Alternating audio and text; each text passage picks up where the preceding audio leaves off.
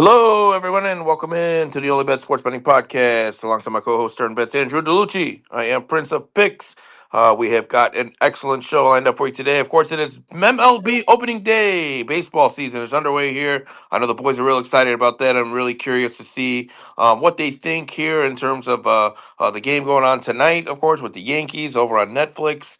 And then, of course, we've got the full action of games taking place tomorrow as well. So, baseball is in full swing here, so we're really excited about that.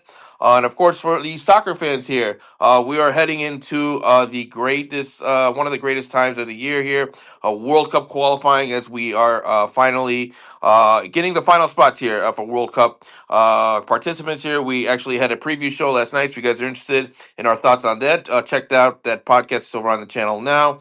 It's a full World Cup qualifying preview show where we break down a lot of the games, give you our best betting angles. So we got that.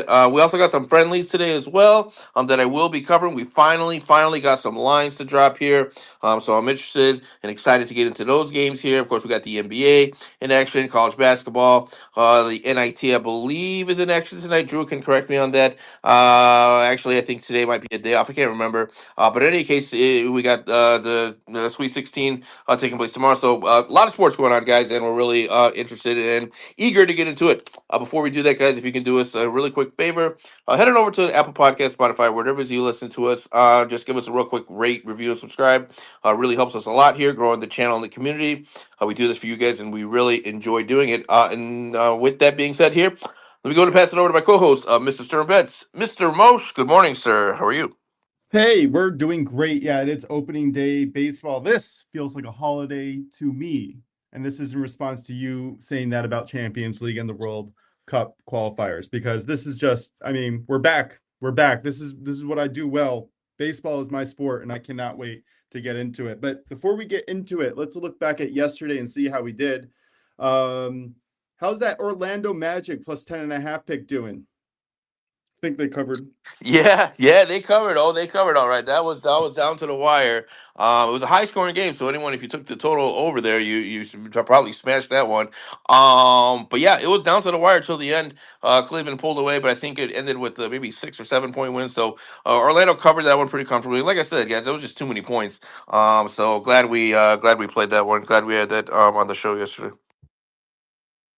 I put myself on mute by accident there. Not only did we hit that, but Drew, welcome in and tell us about your two-leg parlay here. Not only did they both cash, or I should say, not only did the full parlay cash, but each individual leg cashed their own individual totals. That was a really fun and great pick from you, man. Oh yeah, definitely. They both cashed. They both cashed for the lay, and like you said, like if you just bet the under 5.5 and then the over 6.5, they definitely both cashed. Yes, unfortunately, it was the sacrifice of my Sharks. They were down like 6-1. They tried to fight, but yeah, there was 9 goals in that game, exactly 5 in the Senators Red Wings. That Senators Red Wings actually was a really good game. It felt like a playoff game, like I predicted. It was like 5. It was like 3-2 with like 8 minutes left, and the Senators played some really good defense. And then of course, when it comes to the futures, listeners, I know it's hard having to wait the whole season for your money, but it's fun to watch throughout the season. Yeah, we'll recap our future bets, and if you have any others to add, we'll add that in when we get into our baseball section for today.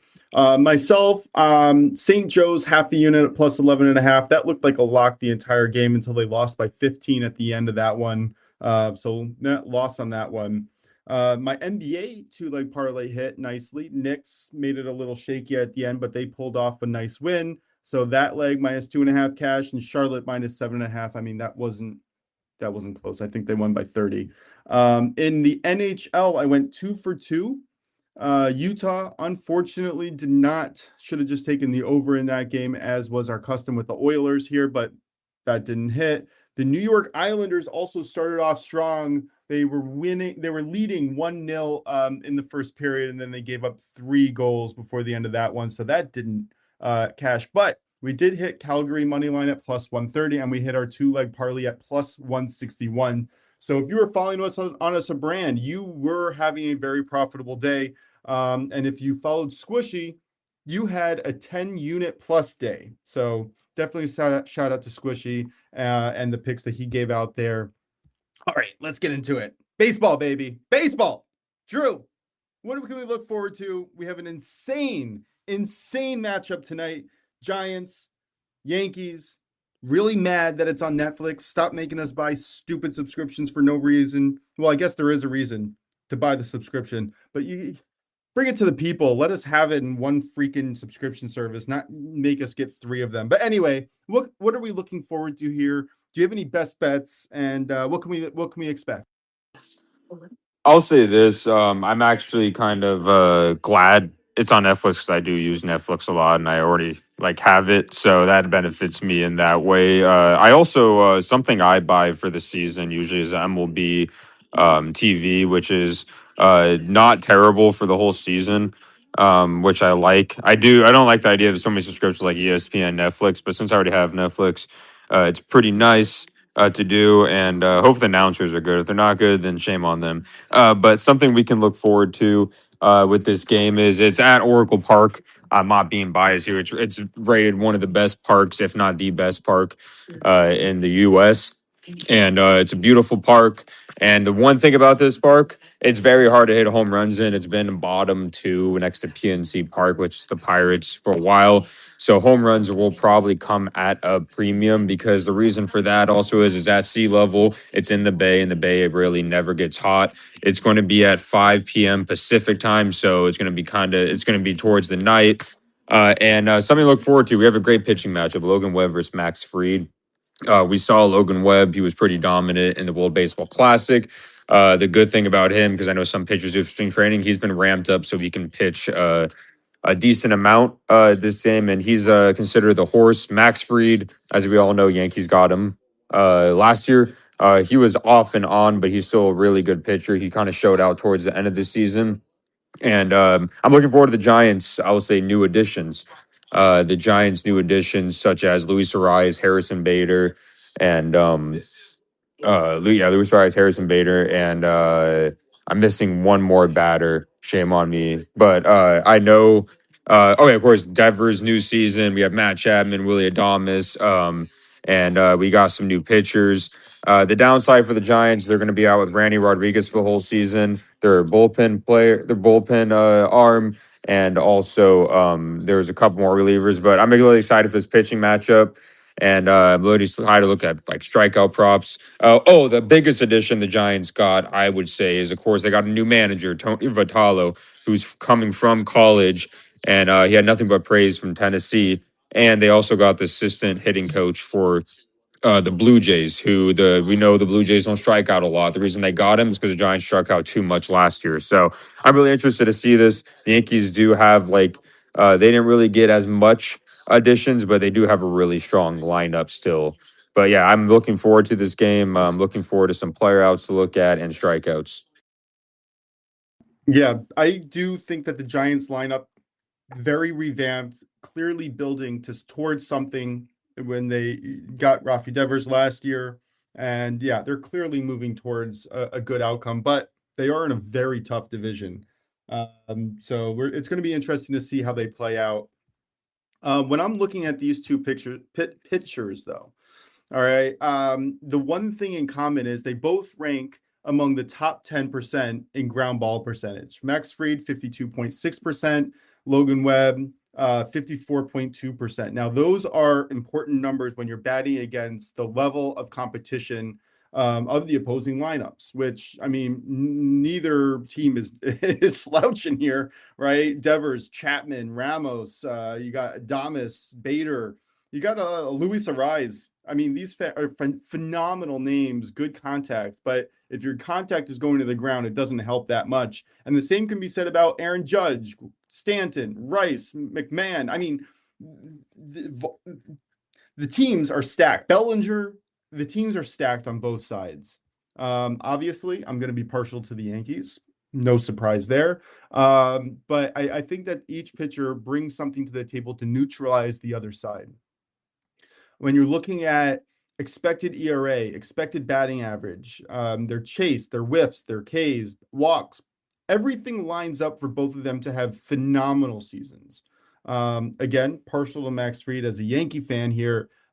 He has some of the best barrel rate to hard hit rate percentages in the league. 6.9% barrel rate, 37.2% hard hit rate. I mean, I wouldn't be surprised if he gave the Cy Young a run for their money. Obviously, I didn't bet on that if you were listening to the previous shows, but this is a man who is in his second year coming here, right? He should be good to go, and I expect him to be the ace that we all expect him to. So anyway, sorry for rambling. Drew nicely brought up the fact that Oracle Park is not a good home run hitting park, especially combined with the fact that you have two ground ball pitchers who do pitch for contact. I think that they go later than than expected. I love the no run first inning. It was way too juiced, but I did use a bonus boost myself. What I went towards here is the first 5 under 4.5, parlayed with the under 8.5 for -125 over an MGM. I mean, this just feels good. Something else that I wanted to mention here is that we're getting the new ABS system. And I think that this will actually help pitchers more because nobody sees the plate more clearly than the catcher. And the only 3 players who can challenge a play is batter, pitcher, catcher. That's it. And I think that the catcher wins essentially in kind of framing and calling out pitchers. And I think that being able to have 2 plays that you can kind of call out is going to help pitchers pitch to the paint, hit the corners more than they had in the past.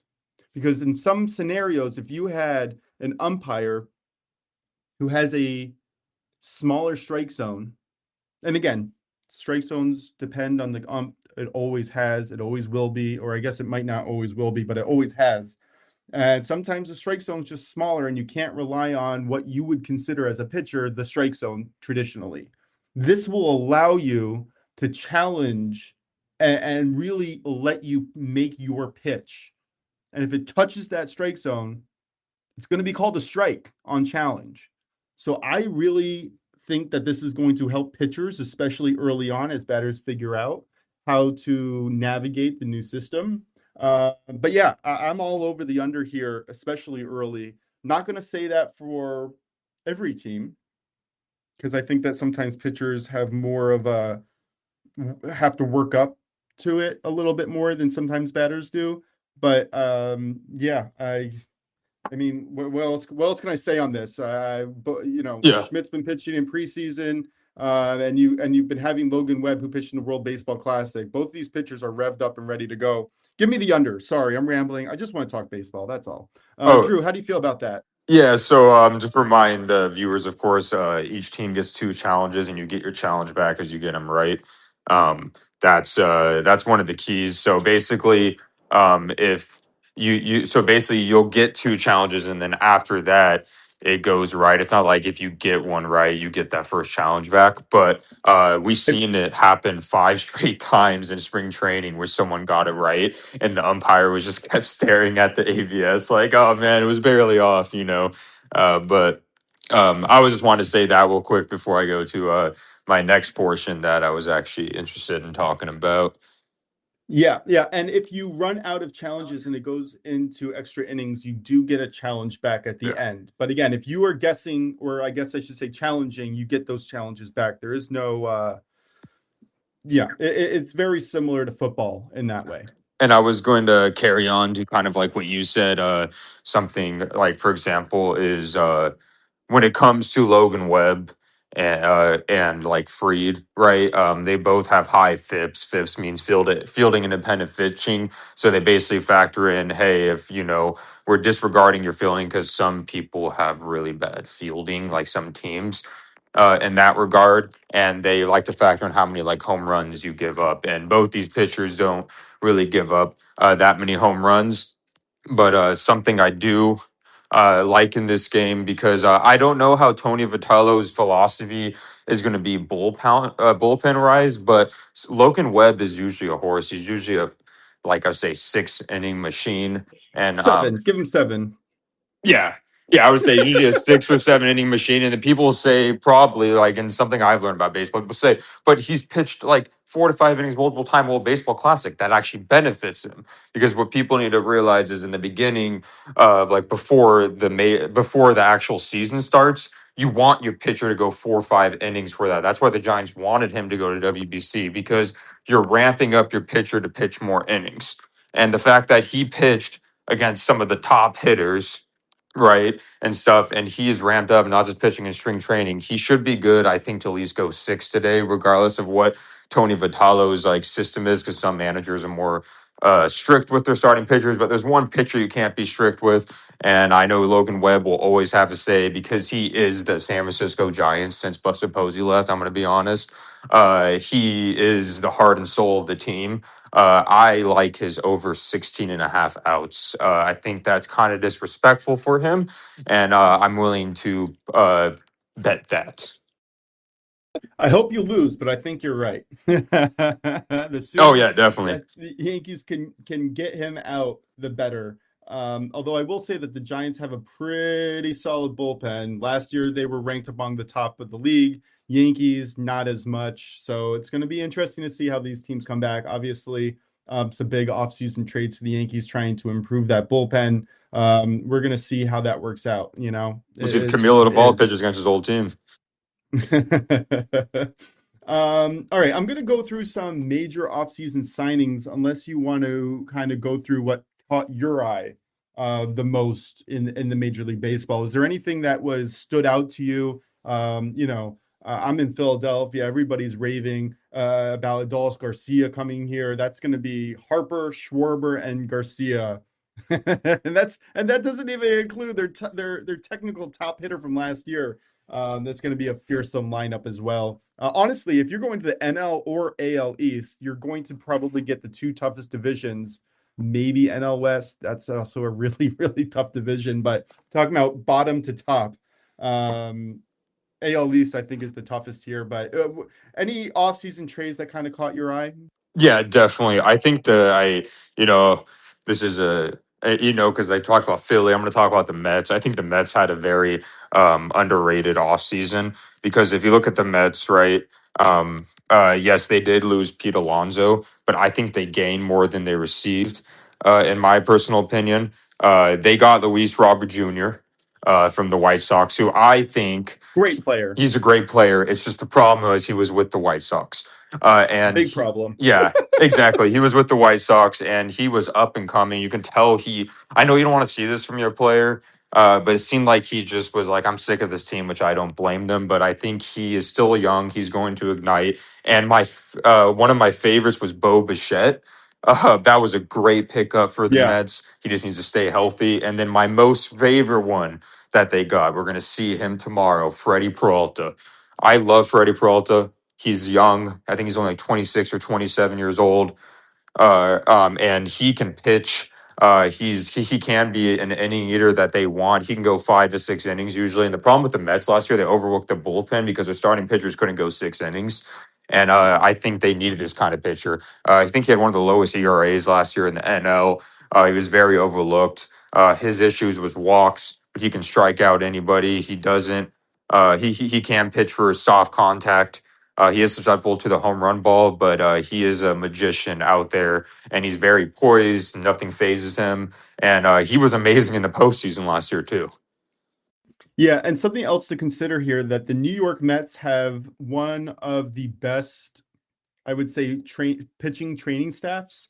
They're really good at getting a lot out of their pitchers. And they thought, and I think they honestly overdid it last year to the detriment, but getting Freddie Peralta on that team really kind of, yeah, like you said, it solidifies, it allows their bullpen to only work the middle or later innings instead of having to work in the early to mid innings. I think it was probably their best move. I know they got, Bo Bichette, which I think is also a phenomenal talent, and Luis Roberts. But Freddie Peralta is an ace, and you can depend on him for 5, 6, 7 innings every single time he goes out there.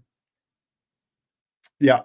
All right. What about the Orioles? Now, that was a big signing as well.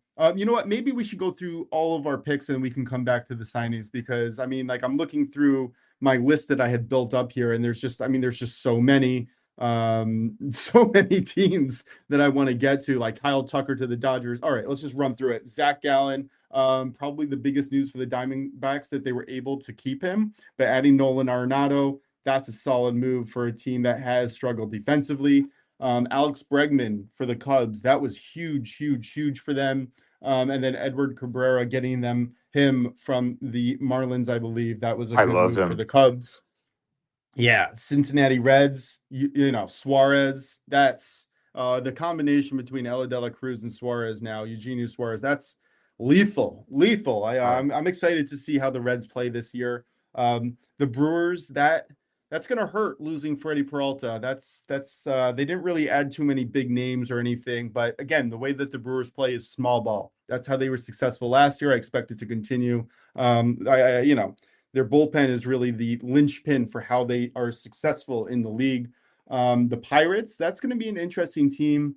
Similar to my read on the Rockies, it's just hard to be historically that bad every year. And they have some pieces, so maybe they win 70 games this season. We'll They have see. some good young And then, pitchers. yeah, yeah.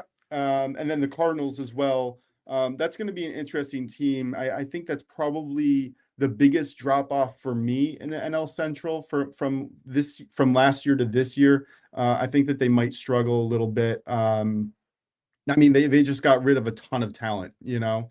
It's going to be hard to make that up. In the NL East, this is my personal favorite of in the NL. I know that the NL West is, like I said before, is probably maybe comparative, but I mean, you got the Braves. They're getting Robert Suarez. They're going to, I mean, listen, they're going to get their team together. I know that Jurickson Profar, the dummy, I was going to say dumbass. I said it anyway. He I mean, is. like you get caught for PEDs for 1 year and then you're banned for 182 games and then you do it again. You don't have the same excuse like, oh, I didn't know.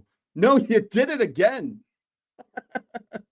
Anyway, the Marlins, as the Marlins do, they traded away all their young talent. Not all of it, but a solid amount of it. The New York Mets, like we talked about, Freddie Peralta, Luis Roberts, Bo Bichette, Marcus Simeon, and Yep. also like that's also a nice middle of the lineup hitter that can get you contact. That's really all you're looking for. The Phillies mentioned that before. Adolis Garcia, Kyle Schwarber. I mean, they're going to be, and they added some bullpen pieces. Like they're going to be really good. Phillies are, I think, maybe on the top of that list, despite the big names of the Braves and the Mets, and then the Nationals. I mean, I guess they're just in full rebuild mode, getting rid of Mackenzie Gore. I don't agree with that move. Moving into the AL, we got the Orioles, right? Pete Alonso, huge name. That's going to be huge. The Orioles could be sleepers this year. Every single team in the AL East is a sleeper team, except for obviously the Yankees, who are just going to be I good, love hopefully. the Orioles moves a lot, especially with Taylor Ward, Ryan Yeah. Helsley, Chris Bassett, Shane Baz. Blaze Alexander from the Diamondbacks, who I think is young going. Shane Baz, I like. He's an underrated pitcher. Yeah. You just need, again, the biggest problem for a lot of these teams is getting innings from your starters and then transitioning to the bullpen. And they really shored up a lot this year. And can Trevor And then Rogers be what he was last year? oh yeah, I'd bet on him actually. If you want a -143 money line, I think he's a good look for tomorrow. But we're not there yet. That's going to be a play for tomorrow. Red Sox, I mean, Sonny Gray, yeesh, that's going to be scary to deal with. Not excited about that for the Yankees perspective. And Ranger Suarez as well. It's a pretty solid move. Wilson Contreras. I mean, the Red Sox, I think, are like I said before, every single team in the AL East, I think, is a sleeper. Obviously, Yankees, they retained Cody Bellinger. That was the no-duh move that they should have done with Soto the year before. The Rays, I like them only because of their young talent. They did trade away some players, so maybe I'm not upgrading them too much, but I do think that they had a down season last year, combined with the fact that they weren't able to play in their home stadium. I do kind of like them to get more comfortable in that setting, in that stadium, and to do better overall. Reminder, they're playing in a AAA stadium. Like, it's a joke of a stadium. And then the Blue Jays. I mean, we saw what the Blue Jays did last year in the postseason. Shoulda, coulda, woulda. And I like them to be healthier. Dylan Cease is going to be helping on that rotation. I really like them. I like them a lot. In the AL Central, the only two really big, high-profile signings that I see was the White Sox somehow got Japanese superstar, and I'm going to butcher this name, but Munetaka Murakami. That's going to be big. That's going to be big. That's their biggest problem by far, is the White Sox's bullpen. The rotation, and then having to lean on their bullpen. But the Tigers, I love the Tigers. My mom's from Michigan. I've always went to their games. My grandfather had season tickets there. Framber Valdez combined with Tariq Skubal on an already, and I would have considered them last year to be among the best rotations in all of baseball. This team is a team to look out for. This is a big one. Tigers, I think, are going to run away with the division, but neither here or there. And then again, in the AL West, the Astros could do better this year. They should do better this year. They added some rotation depth. The Angels added some bullpen rotation depth, nothing crazy. The Oakland Athletics, I think, are an exciting underdog team to look out for. The Mariners, no shock. They have some of the best pitching in the league. Helps that they have the best pitching stadium.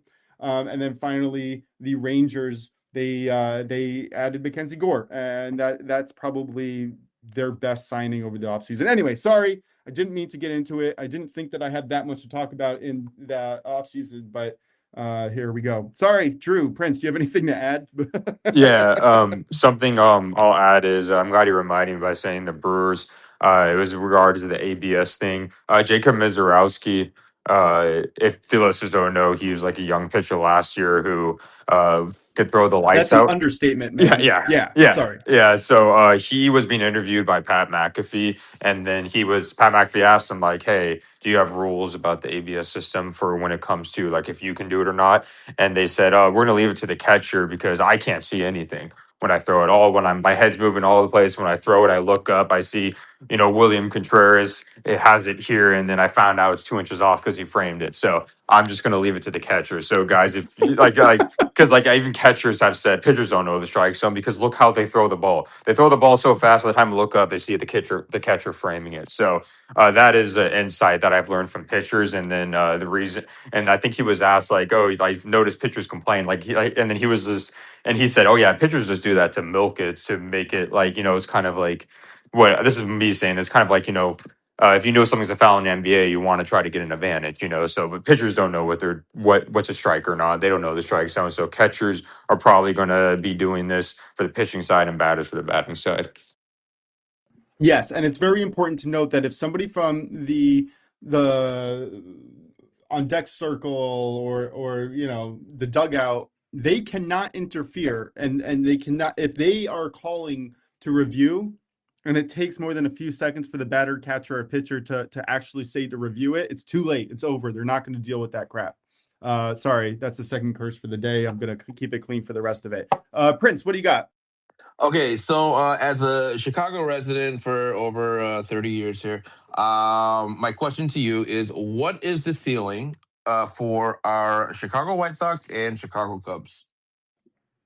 Um, I'll let Drew answer as well, but I mean, the White Sox are the White Sox. They're not. It's like the Colorado Rockies. Give me They're a going win to be a total. Sorry, bottom. give me a win total and then go ahead and continue. But I'm looking for a number here, and then go ahead and continue. Sorry. I don't know. I didn't really run the numbers on them. I'm sure I have it somewhere in my notes. I can go find it as well, and I can go find my actual model as well. Not good. I'd say somewhere between 65 games, maybe on a good season. I think might be maybe 55 to 65 wins. Yeah, it's not that great. Much more of a higher outlook for the Cubs, who very well could win 80 games, I think, as well. Those are rough estimates off the top of my head. I would have to review my actual model, and then also take my stats and other metrics and stuff like that and kind of layer it on to kind of get a total. But yeah, I would say probably somewhere in that range. Drew, what do you think? Yeah, something I noticed about the White Sox last year. They're not what they were, of course, 2 years ago when they were absolutely terrible. But the White Sox were a very gritty team. Like sometimes they would face like a really good team, and then all of a sudden, 'cause I remember when they faced like Christopher Sanchez one time, they just like absolutely annihilated him for some reason, and then they do bad the next day. They have a lot of young talent on their team. I'm a big fan of Colson Montgomery. He's a key. But the problem is they did lose. That was another disadvantage Giants. They did lose Adrian Hauser to the Giants, and but they also I think they picked up Austin Hayes and they got Munetaka Murakami. The White Sox, it just depends on like how they do against their division. The division isn't necessarily the best, but they are in the same division as I believe like the Royals, the Guardians, the Tigers, and such. I think I'm missing one more team, but I would say the White Sox. I think their floor is, in my opinion, it can be 55 to 60 wins. Their ceiling can be honestly 70 wins, I think. And then for the Cubs, I really like this Cubs, even though they lost Kyle Tucker. I like their pitching, and I think Matthew Boyd is going to take a step up. I know they lost Tucker, but they got Bregman. At the end of the day. But the Cubs always will have an advantage at their home field because they know how it works better than anyone. And I think if Pete Armstrong can, get better at hitting for contact and not just power, they'll be a good team. I think the Cubs have a chance, in my opinion, to possibly win their division because you can make an argument they are the strongest in that division. Yeah, it would be interesting. I think the Cubs' ceiling is, in my opinion, 89 wins, and their floor is like 80. Okay. Yeah. Yeah, I would also, if I'm looking right now, I'm seeing the under 88, over under 88 and a half wins. I would lean under, honestly. I do think that they'll be competitive. I do think that they're a good team. My model projects them to have 84 wins here, and I'm inclined to agree with that. Got it. Okay, cool. Yeah. Yeah. Just looking for a generalization. So basically, the White Sox have pretty much no chance to make the playoffs. So as a neutral fan here, we should all be going for the Cubs. Then is what I'm hearing.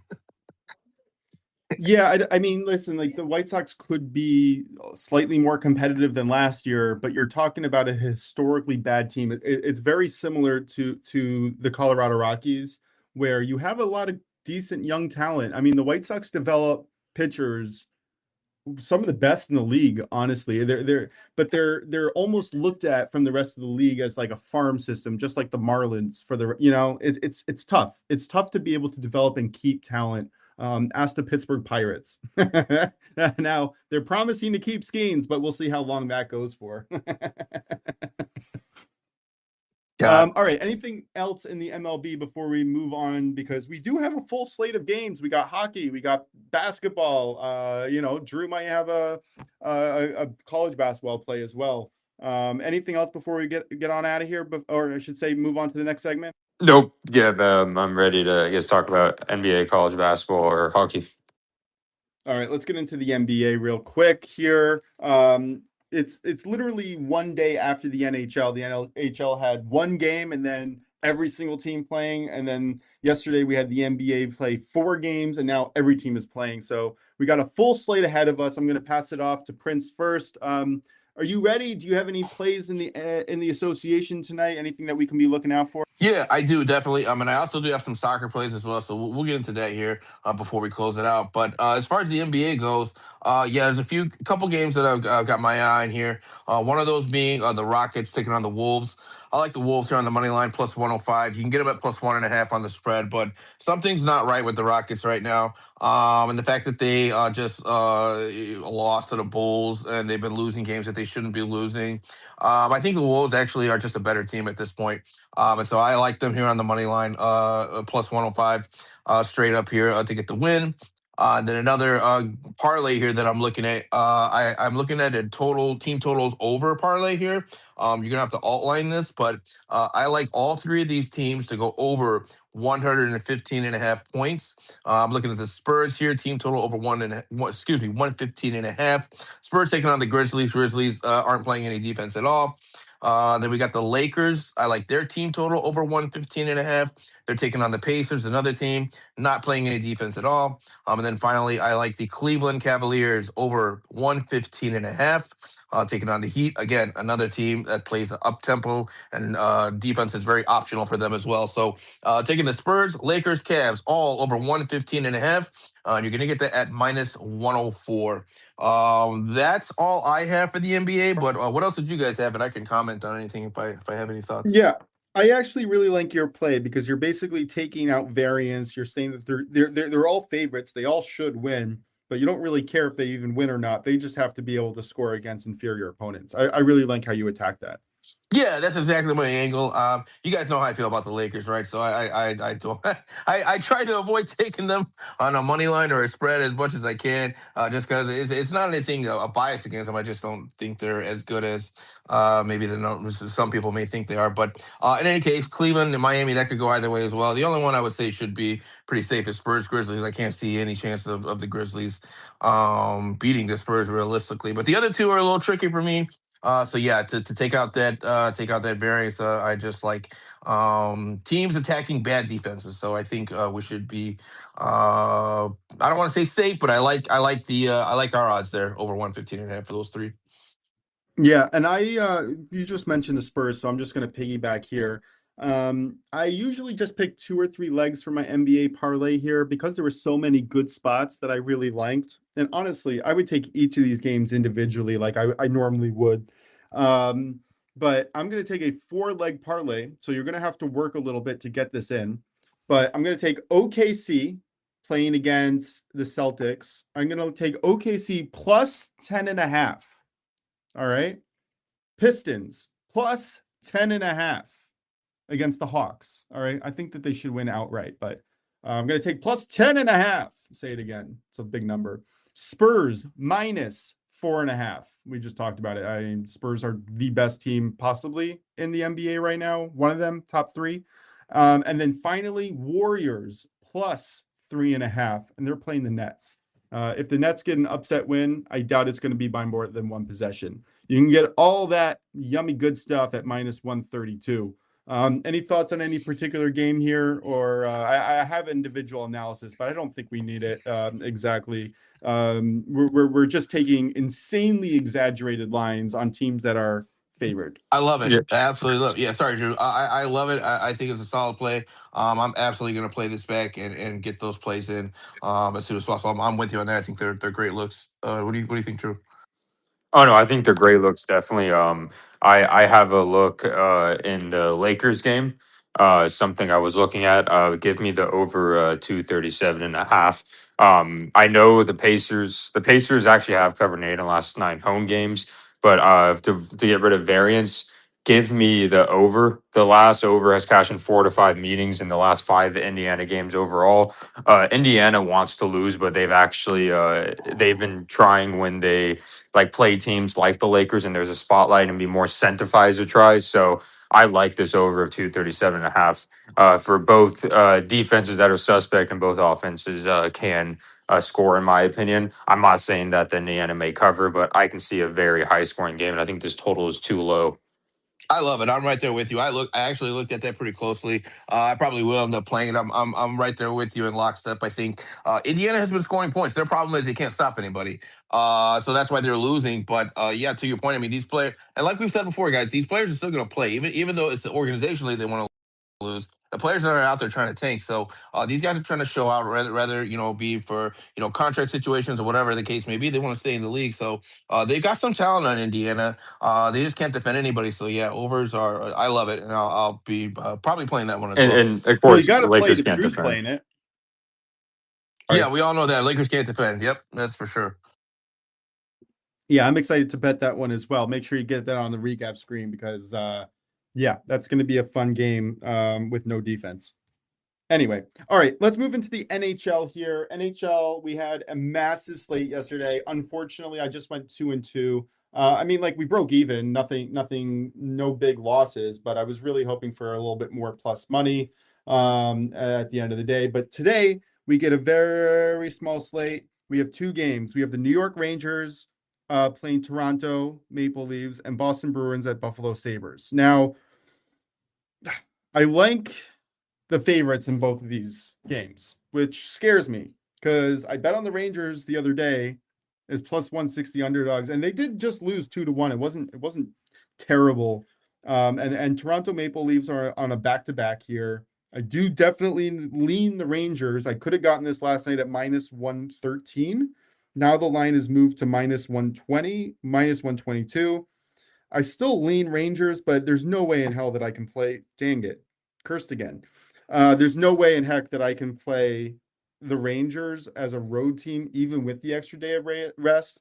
If Toronto scores early, I will play a plus money line on the Rangers for a half unit, but that's all I want to take from that game.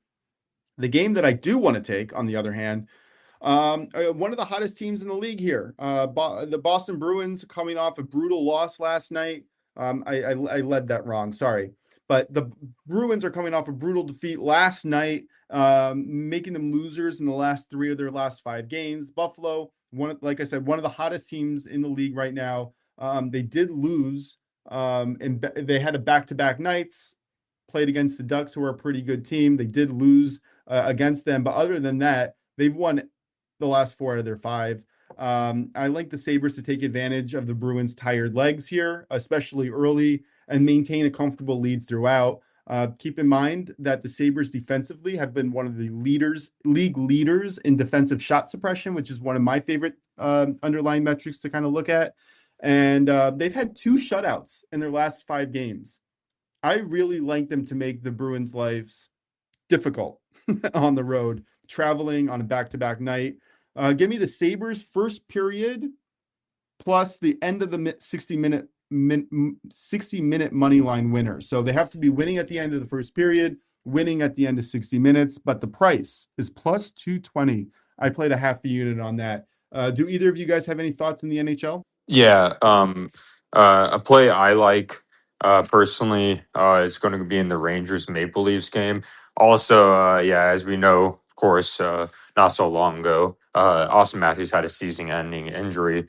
So I've been watching the Maple Leafs. Yes, they've scored some goals, but they've been kind of struggling to score more goals when they had Austin Matthews. You haven't really seen much 5 or 6 goals like we're used to from possibly the Maple Leafs. And then we also see the Rangers, who are anemic to scoring goals too. Give me the under 6.5. I see it here at minus 125 on Fanatics. I think this is going to be a Yeah. pretty low scoring game, especially since both goaltenders are solid. I think it's an exaggeration because the Rangers have given up a decent amount of goals lately, but I still think they have a solid goaltender. And you can really see the Maple Leafs missing Austin Matthews, their captain, with goal producing or like assist producing. So I like the under here.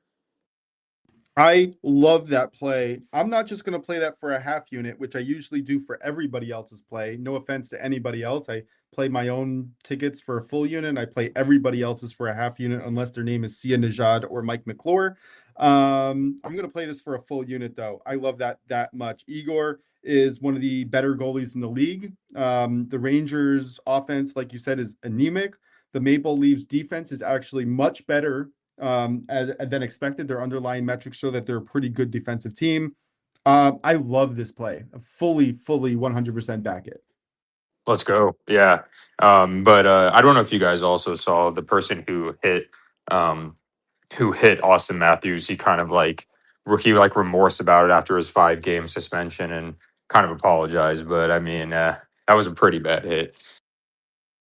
There's been some fights, some really fun fights lately, from like late low block hits and just smashing people for no reason, throwing them into the goalpost. Like it's been pretty brutal lately, and that's what's going to happen when the games get more intense. If one team, like I was watching the Oilers last night, and again I wasn't on the right side of that bet, but teams were getting feisty. They're getting feisty. They're getting mad, and they're fighting. This is going to be a great finish to the NHL season. Probably my most looked forward to season in the NHL in my life. But that's just me personally. All right. Anything in the NHL? I mean, there's only 2 games, and we have picks in both of them, which I think is phenomenal. But anything else before we move on to soccer? Nope. All right, Prince, bring us into the world of soccer. I know that we have World Cup qualifiers. We had a show last night. I really enjoyed that show last night. It was a lot of fun to record, and I really like our picks. In case you weren't listening, just a small little preview. If you're looking for a long shot, one long shot, we have multiple, but if you're just looking for one long shot, we both think that Norway at plus 2,500 is a little bit of a good sprinkle. You know what I mean? All right, Prince, what else you got for us? Yeah, absolutely. We think there's a lot of value on that one. But as for today, guys, we've got some international matches taking place here, some friendlies, but they're actually in your books. Depending on the book, it might be labeled as international friendly, or it could be labeled as FIFA series, which is a new concept from FIFA. I'm not going to go into too much detail about it, but basically what it is it's a kind of a mini tournament, a group of mini tournaments around the world that are set up and organized by FIFA. And the concept of it is to allow teams that maybe financially, logistically wouldn't be able to play each other. Now, because it's sponsored by FIFA, they are able to play against each other. So it's kind of an attempt to develop maybe some of these lesser countries, these countries that don't get as much exposure, or just don't have the means really to play against each other, outside of their region, right? Because it costs money when you're trying to play outside of your region. You got airfare, hotel, all that kind of stuff, a lot of overhead expenses. So FIFA is taking the bill on that. They're setting up these little mini tournaments around the world. And so we've got some of those games taking place today. And so I'm going to be covering a few of those here right now. So first up here, we've got a 4 p.m. Eastern kickoff. I've been waiting for this line for a while. It finally dropped this morning. U.S. Virgin Islands taking on the American Samoa. Guys, this is about what I thought the line would be. I think the books got this right. U.S. Virgin Islands is favored minus 130 on the money line. When you think about it, that's actually kind of crazy to think about because they're winless in 16 straight. So to see a team that hasn't won in 16 straight being favored as minus 130 on the money line, I think that just speaks volumes about where American Samoa is at right now as a footballing nation. So I like U.S. Virgin Islands here on the money line, minus 130. We can play a half unit on that.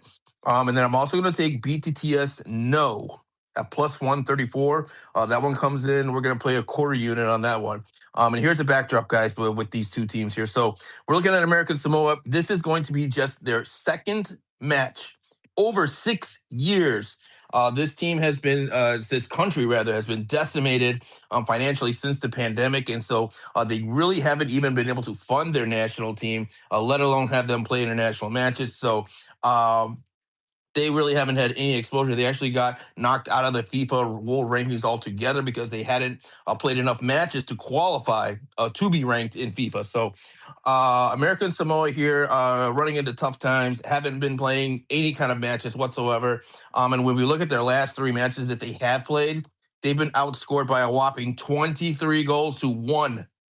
23-1 in their last 3 matches. So that's including a 2-0 loss to Samoa, an 8-1 defeat to Tahiti, and a 13-0 defeat to Solomon Islands. So American Samoa running into really tough times.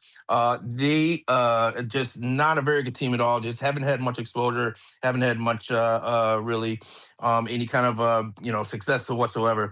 But when we're looking at USVI, they have allowed a goal in 36 of their last 39. And like I said, they are winless in 16 straight. However, I do think American Samoa is just that bad. I think they're that poor of a team that if USVI were to ever keep a clean sheet, I think it would be against a team like American Samoa. So I like the BTTS no for a quarter unit sprinkle plus 134. And then let's keep it simple. Take U.S. Virgin Islands on the money line here, minus 130. That's a very playable line here.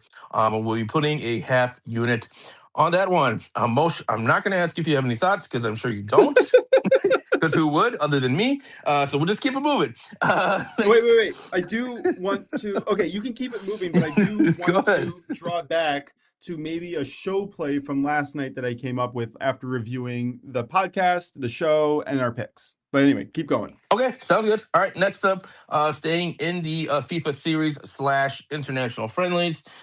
Oh, by the way, guys, this game, the U.S. Virgin Islands, America Samoa, that's taking place in Puerto Rico, by the way. So, not to mention long travel for America Samoa just to get to Puerto Rico. Of course, the U.S. Virgin Islands is nearby, so you have that factor as well, long travel that goes against the Samoa here. But next up, 8 p.m. Eastern kickoff. We have the host nation, Puerto Rico, taking on Guam. I like Puerto Rico here in a lot of ways. Their money line is pretty juiced, but what I landed on here, just give me Puerto Rico to score in both halves, minus 105. This has hit in 10 straight at home for Puerto Rico. When they score 2+ goals. So scoring in both halves and scoring 2+ is pretty synonymous with each other when you're talking about Puerto Rico and their home form. Meanwhile, we're looking at Guam, just not a very good team at all.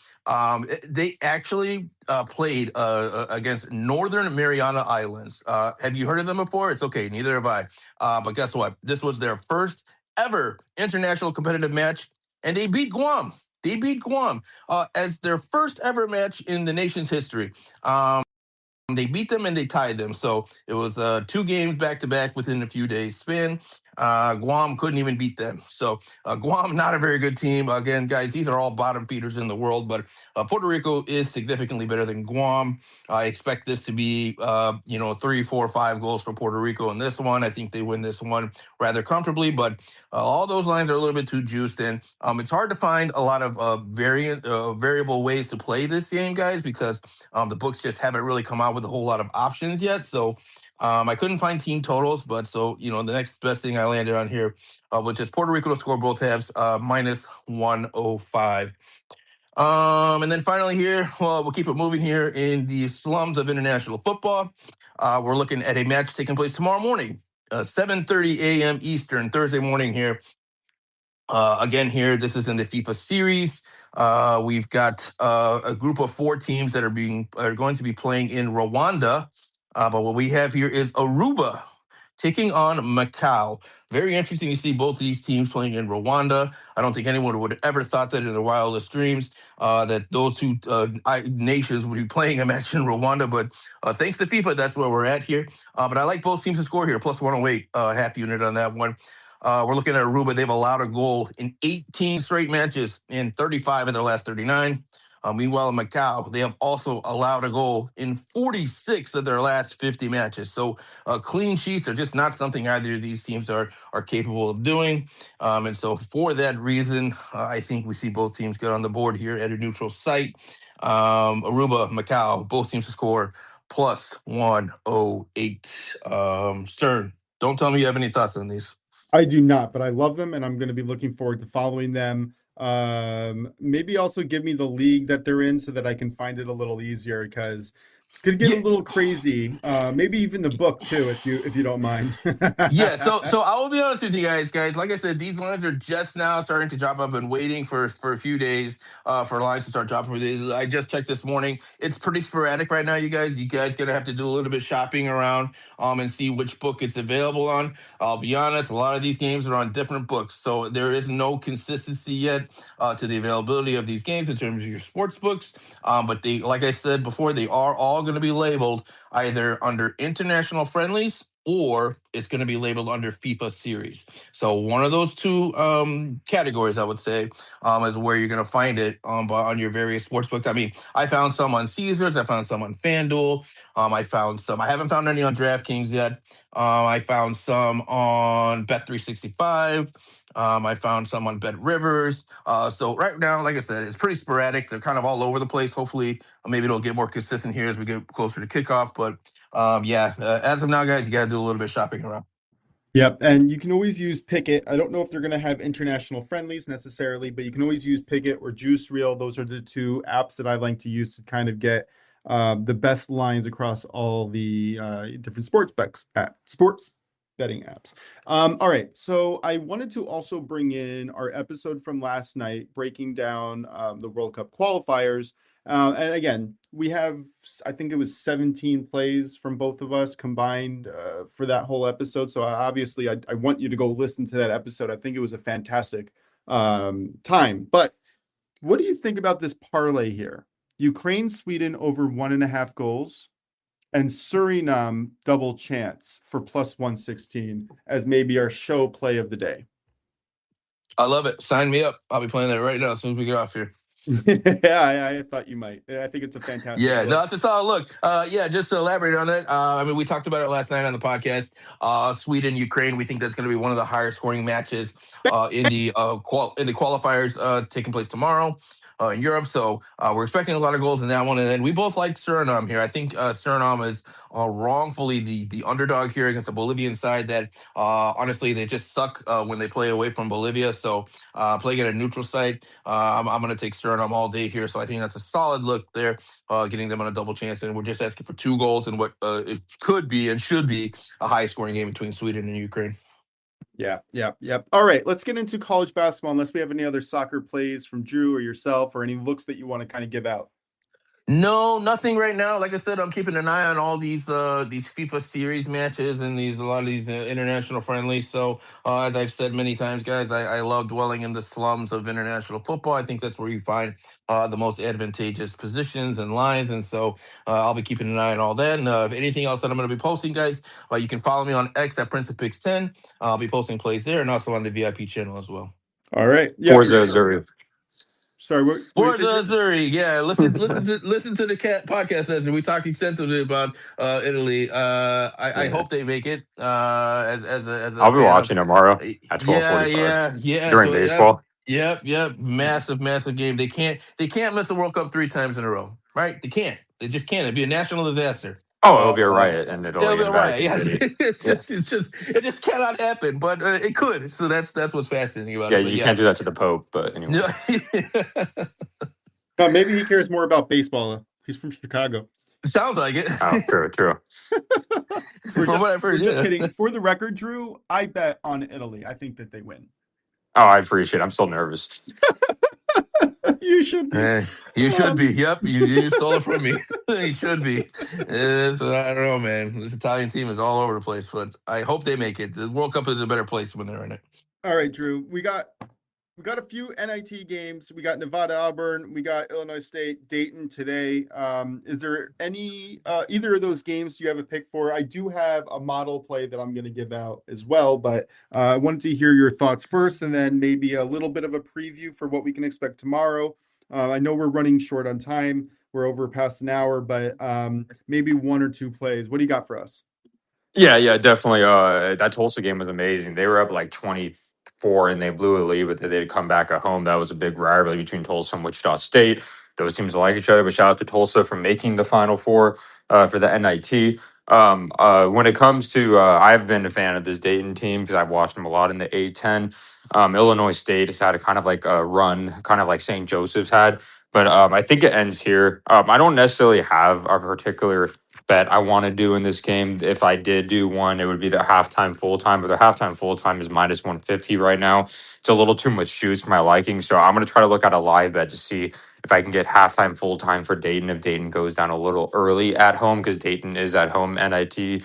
That's how NIT works, guys, by the way. And like Auburn's at home in the jungle, as they call it. But when it comes to Auburn, Auburn has been very weird team. They just look like they don't care, but they're still winning because they're far superior than the other teams in there. And Nevada's a very scrappy team. So I'm kind of going to stay away from that. If I did have a take in that Nevada Auburn game, it would see a slight lean to the over personally, because both offenses are pretty good and both defenses aren't great. So in my personal opinion, that would be my lean. But the one I'm just going to be looking at is a possible live bet for Dayton halftime full time. If it gets down to minus 130, I'll probably bet it. Yeah, I do have some leans on the unders there for actually both games. But I'm going to take Illinois State with the points here. I think 7.5 is just too much. Reminder, half a unit.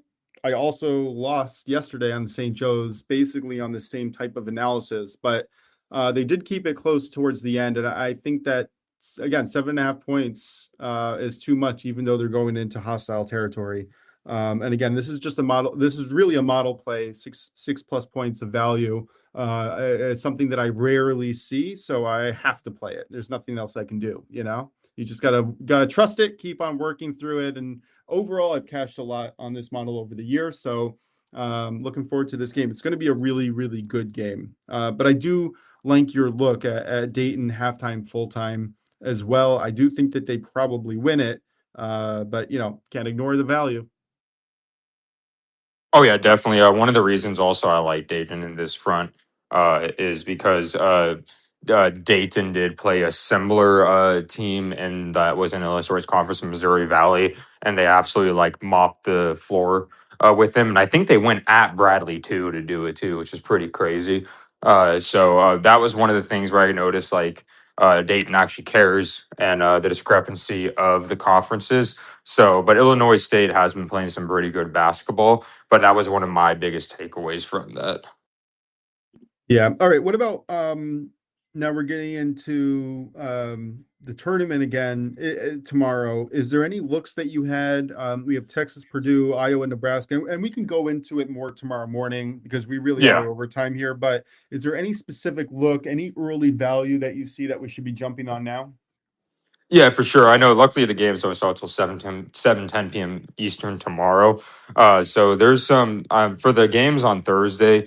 Specifically, I've been looking on Friday as well, but I don't really see lines changing on Friday. And then on Thursday, I don't really see much like early value of things you would have to take now, in my personal opinion, because like Texas Purdue, it's probably like a game I may not touch, but I think Purdue does win. I may do like a combo or something. Iowa, Nebraska. I'm on the Nebraska side with things, but it looks like Iowa's getting a little steam, so I'm going to stay away. And then Arkansas, Arizona has been staying kind of +7.5, +8 when it opened at +9.5. And then Illinois, Houston has been staying still. So I'm going to wait till tomorrow morning to make the final decisions. For sure. And please let us know because we would like to be betting with you, not against you. All right. Let's get on out of here. Let's recap our best bets. Drew, are you ready to kind of go through yours? Then I'll go in the middle and then Prince can kind of close us out. Yeah, for sure. My best bets of the day are Logan Webb over 16.5 outs at -110. Rangers Maple Leafs under 6.5 at -125, and the Lakers Pacers over 230.5 at -105. Love it, love it, love it. I have the Yankees Giants under 8.5, parlayed with the first 5 under 4.5 at -125. I didn't mention this before. It's not an official play, but I am putting in a half a unit on the Yankees money line at -120. That might be more of a fan play, and that's why I'm not giving it out officially. But anyway, NHL, I like the Buffalo Sabres to win by the end of the first period and the end of 60 minutes. That's at +220. In the NBA, I have a crazy parlay here. OKC +10.5, Pistons +10.5, Spurs -4.5, and the Warriors +3.5 at -132. And then the NCAA, I got Illinois State +7.5, half a unit, -105. Prince, close us out, brother. Yep. So for me, guys, we're looking at the FIFA series / international friendlies. I like U.S. Virgin Islands on the money line against American Samoa. You're gonna get that around -130. I also like BTTS no in that same match, +134 for that one. Give me Puerto Rico to score in both halves against Guam, around -105 odds for that play. Aruba Macau, both teams to score here, +108. And then in the NBA, I've got the Minnesota Timberwolves on the money line for +105. And then I got a 3-team parlay here. Spurs, Lakers, Cavs, all team total over 115.5. And you're going to get that around -104 odds. We appreciate you guys tuning in. As always, this has been the Only Bet Sports Betting Podcast. Alongside SternBets, DrewDelu, I am Prince of Picks. Appreciate you guys. Thanks for tuning in. And we will talk to you guys soon. Thanks.